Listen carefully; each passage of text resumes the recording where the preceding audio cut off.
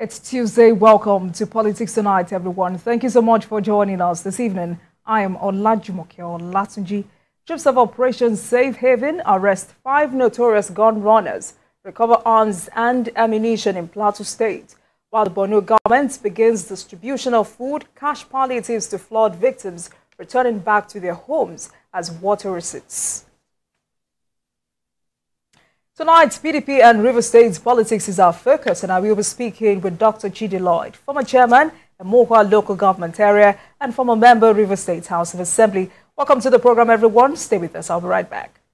Welcome back to the program, everyone. Tonight, we're focused on PDP and River State's politics, and I will be speaking with Dr. Chidi Llyod, former chairman of Mohua local government area, is also a former member River State House of Assembly.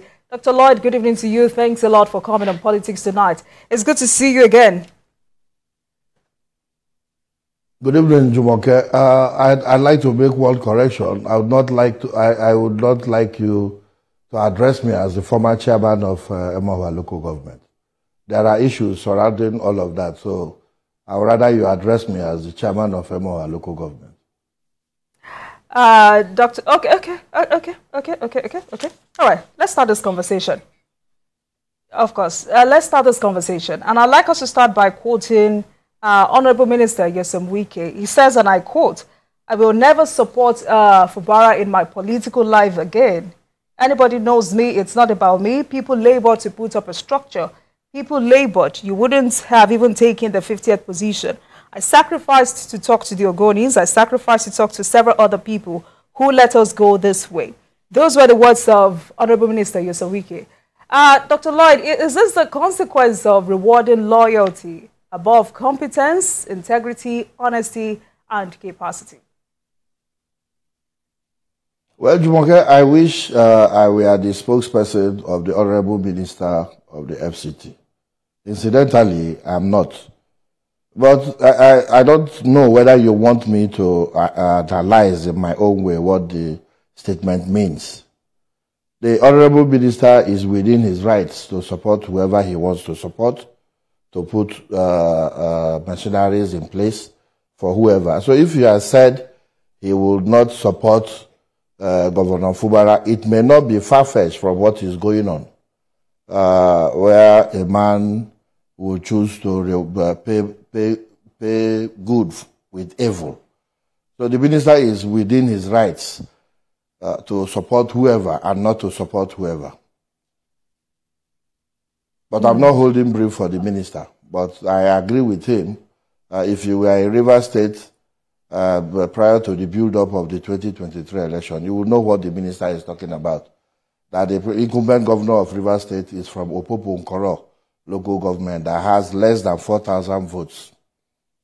It has less than 4,000 votes. So when he says he wouldn't have come 50th, it's, of course, when you have people who wanted to be governor from the larger ethnic groups, the Ogonis are made up of about 4 local government areas: Kana, Gokana, Eleme, Tai, Oyibo.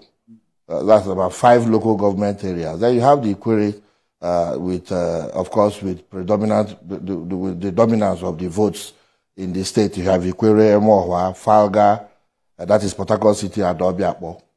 So, with what we have seen, with what we are going through in the state now, we are within our rights. That's what, to support anybody, that's what makes it a constitutional democracy.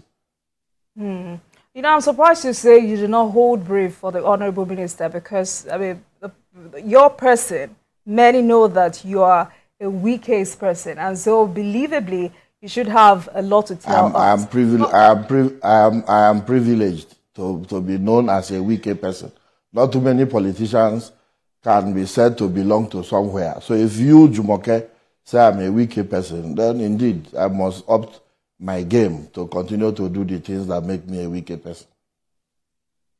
You know, the last time we had a conversation was last year, September 2023, and this crisis had not degenerated to this extent. So I wanted us to kick off that way because for a lot of people, Minister Wike preempted himself too early. I mean, if you listen to the conversation he had, part of what he said is that Governor Fubara lied, that he's asking for 50 billion naira 100 billion naira. It says he turned up lies against him. I brought you up, put you here. Today, I turned to be over-demanding. You know, for some Nigerians, this means that Honorable is actually demanding for something. So, I mean, for better context, what is that thing he wants Fubara to do? Is it about money? Because it says this is not about money, but is it about better appointment for some of the people who actually worked for Governor Fubara? No, Jumoke, you know, if Governor Fubara had come out to say that the minister of the FCT is a saint, and then people will ask, why is he doing what he is doing with the minister? Why is he abusing the minister at every opportunity he has? He throws tantrums at the minister. His supporters are at liberty to abuse the minister from time to time. So, of course, we all know, those of us in the political family know that former Governor Wike is not a man who will make demands on the governor to give him 50 billion, give him all of this. To do what with? Recall that the minister is not idle. He is the minister of the Federal Capital Territory, a position that looks like the governor of a state. He has his own budget. He controls affairs of the FCT. So for Governor Fubara to succeed in what he's doing, he must throw tantrums as the minister, make him appear as if he's overbearing, as if he doesn't want him to run. Dr. Lloyd, what exactly is he doing? What he's doing. For him to succeed in what he's doing. You people report most of the things he does, most of the things he's doing, when he says, for instance, that they have gotten the otapia that will kill the rat in the family of all of those talks. You know, but in recent times, I have tried not to be discussing the governor of Rivers State, because each time I do so, I remember when how a full platoon of soldiers took over my residence in Apabo, in Emohua local government area, on the day of his election. I had to run for my dear life to be able to deliver him, and how myself and other chieftains of the PDP, including Honorable Emeka Woke, Chief Sergeant, His Royal Majesty, Sergeant Awuse, Paul Wanode, Samuel Oge, and all of us. Of course, the Majesty does not play politics, but he was able to galvanize his people to ensure a peaceful election. That is what is important. Even if, as much as he told them to vote any candidate of their choice, what was important was that he ensured peace in his domain to that extent. But we were in the field ensuring that a candidate whom the likes of Elder E.K. Clark had described as a non-Ejo, elders like Chief Rufus Ada George had described as a non-Ejo, that he was able to succeed. I recall that he ran against Pastor Tonye Cole, who is from Abonima in the Akokotoru local government area of Rivers State, who was taking a second shot at that office. And here was a political neophyte whom we had fielded because we all belong to the same political family. So no sooner that he became governor, he decided to debilitate, to do things that will debilitate the structure of the political family. And he went on his own. So all of that were early indicators that he was no longer riding on the mantra of continuity and consolidation. So we let him be. I have also described ourselves as people who made a very wrong investment. We made a wrong investment, and in this investment, we are like business people who have been duped. So we have taken it in good. We are licking our wounds, and we are re-strategizing. If God allows us for another opportunity, we probably would look at it again and know the right thing to do.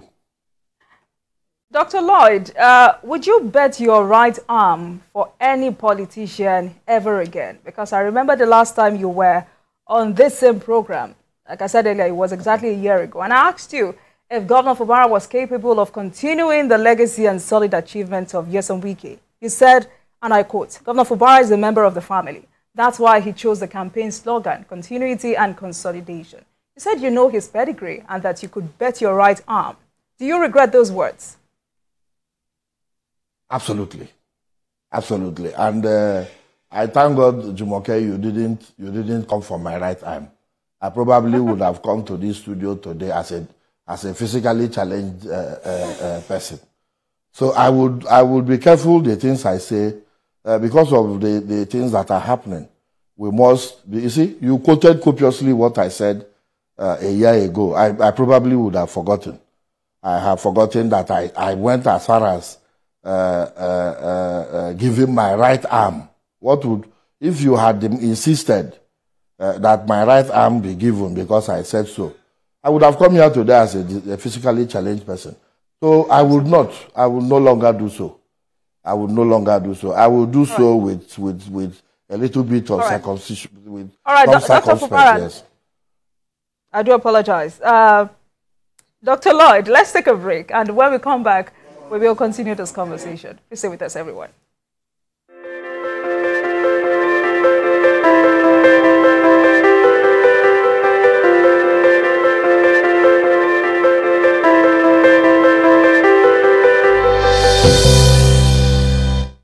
With the man where don't they help and don't people they come sing.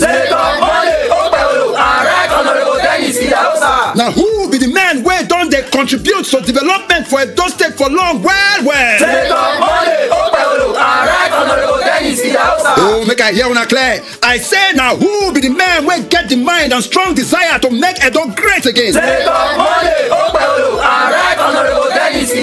This na their 5-point agenda. 1. Surplus food and water. 2. Obunge education. 3. Better healthcare with small money. 4. Better road. 5. Security. Now then be the men where get the liver and strong heart. When no they talk too much, but they do more. Edo, make we come out come September 21, 2024 and vote Senator Monday Okpewolo and Right Honorable Dennis Idahosa for Governor and Deputy Governor of Edo State. Vote APC. Progress.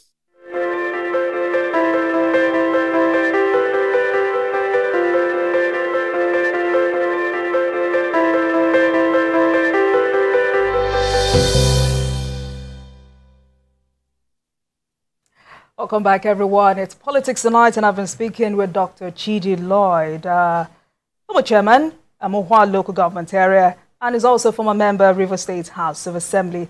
Dr. Llyod, thank you so much for staying with us on the program.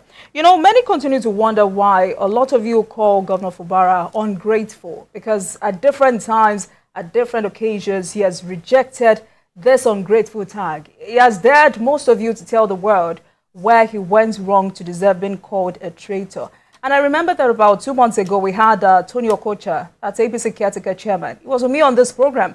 He was telling me about how Governor Fubara had betrayed the system, betrayed the structure, but he refused to tell the story. Meanwhile, there are those who also say the governor learned from the best. His mentor and his principal, Nyesom Wike, they continue to say, lion no dey born goat. So why would anyone call that betrayal? And of course, if you've listened very well, Governor Fubara has also said he won't stop appreciating how he got here, but he would never worship any human being. Well, Jumoke, I honestly would want to say that I want to refer you to the meeting we had with Mr. President sometime in December of 2023, where the president tried to seek a political solution to the issues that bedeviled River State as at then. In fact, some decisions were taken. Soon after, the governor reneged on all of the things that were agreed upon in that meeting. Rather, came back and sponsored people to go to approach all kinds of court. So I don't know what that can be described as. I will not speak for the governor. I would rather not answer him when he throws the challenge of whether he's a betrayal or he's not a betrayer, whether he will worship any human being or not. But I would like to quickly refer you to the governor's acceptance speech of his nomination on the day of the Congress, the convention that brought him as the candidate of the People's Democratic Party in the 2023 general election. These are his own words. If you replay that, then you will know whether he is an ingrate or otherwise. But the facts speak for themselves. I wouldn't sit here to begin to reel out what the governor is doing that does not that is not in tune with what someone from a political family should do. For instance, the governor had difficulties in conducting local government elections. In fact, for me in Emohua local government, he seized allocations to the local government. Mine, he seized the match.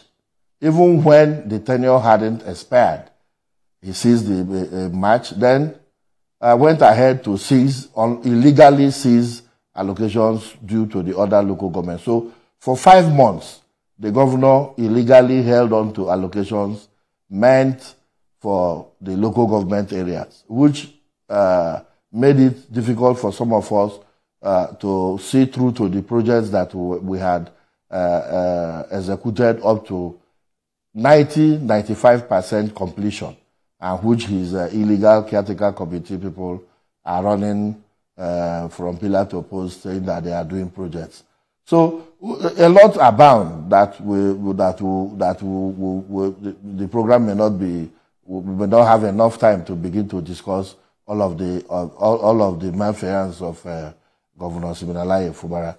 He had difficulty in conducting local government elections. In fact, that was part of the problem, because as at the time, the Rivers State Independent Electoral Commission law stipulates time for which preparation for elections will be conducted. Of course, elections will be conducted before the expiration of the tenure of the incumbent. The governor didn't do so. He rather chose to start forming his own structure, which is what you are seeing now, as against the plethora of decisions of the Supreme Court at saying that caretaker committee is an aberration. It offends the principles and letters of Section 7 of the Constitution of Federal Republic of Nigeria as amended.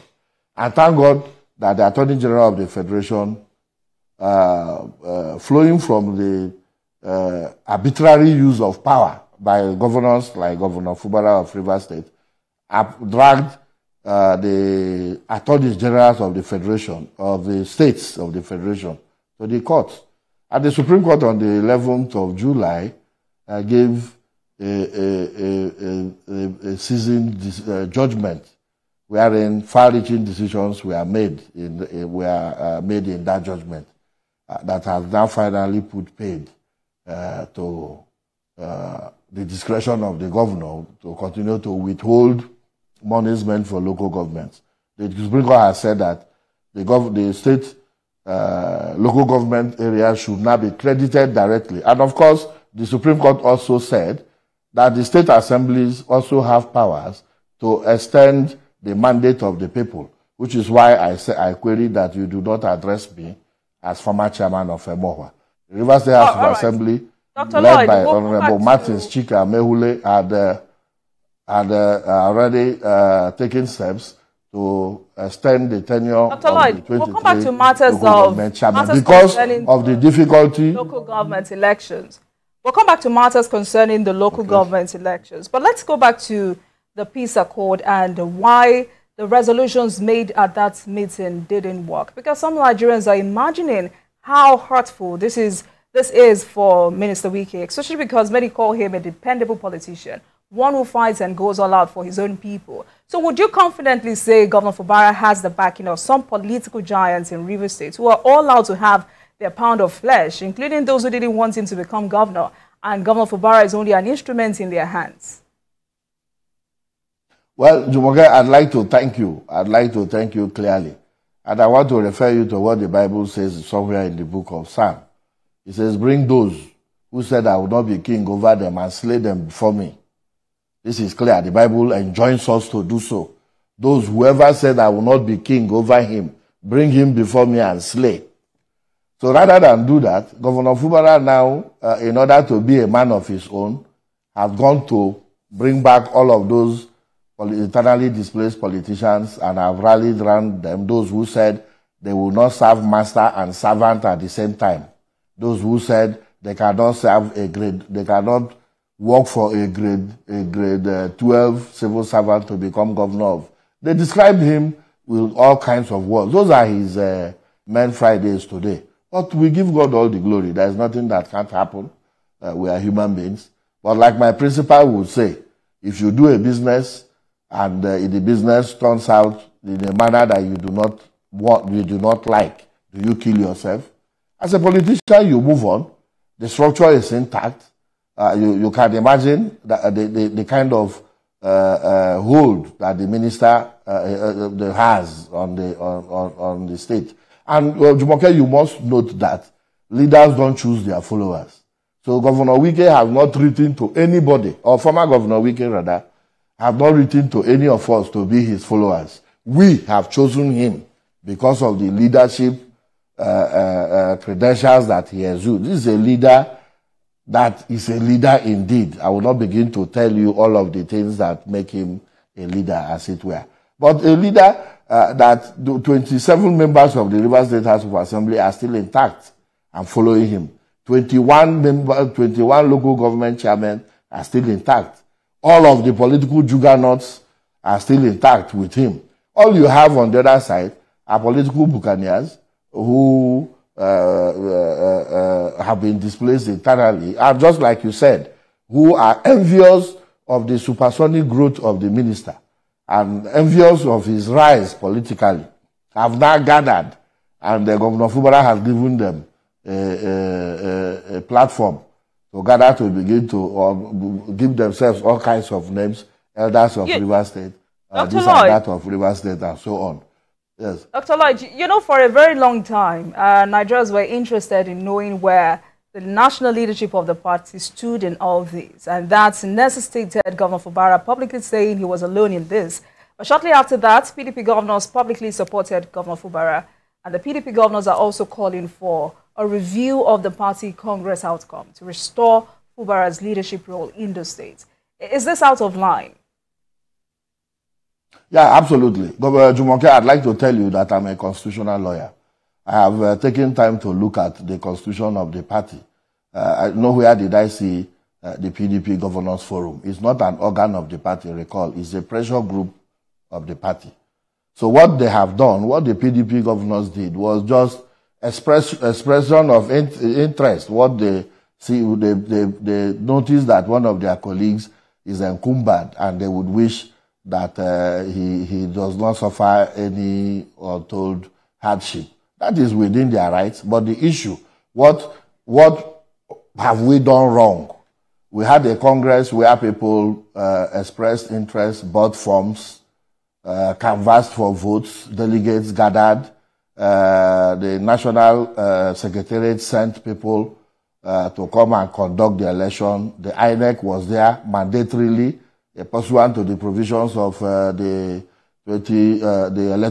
Electoral Act, the DSS, all other security agencies were there, and they monitored what happened. Votes were cast, and winners were returned. And in that, the Honorable Chukwuemeka Aaron was returned as the state chairman of the party, and they were subsequently sworn in. So I do not know how or at what extent the PDP governors will now come in to review. Dr. Lloyd, what organ of the party are there to review what we have We're winding down quickly. Dr. Lloyd, we're winding down. Sadly, we have 30 minutes for this conversation, but I'm sure we'd have another day to have a more robust conversation. But quickly, political heavyweights and other stakeholders from the Ogoni and Oyigbo ethnic extractions in River State held a meeting a few days ago and resolved to produce a replacement of the state governor in 2027.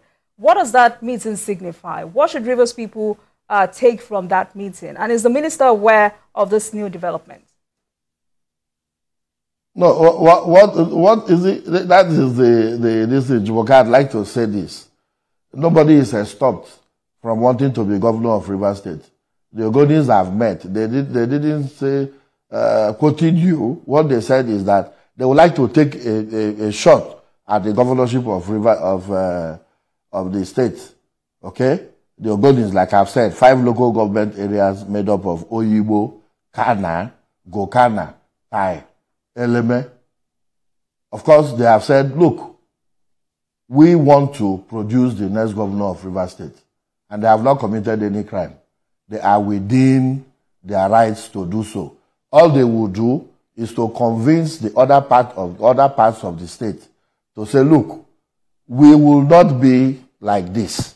We will not do A, B, C, D. We will carry the state along. We will ensure that the state is not divided along ethnic lines as we have today. We have people who publicly come and shout Asawana and all kinds of slogans, and people who propagate ethnic divisions.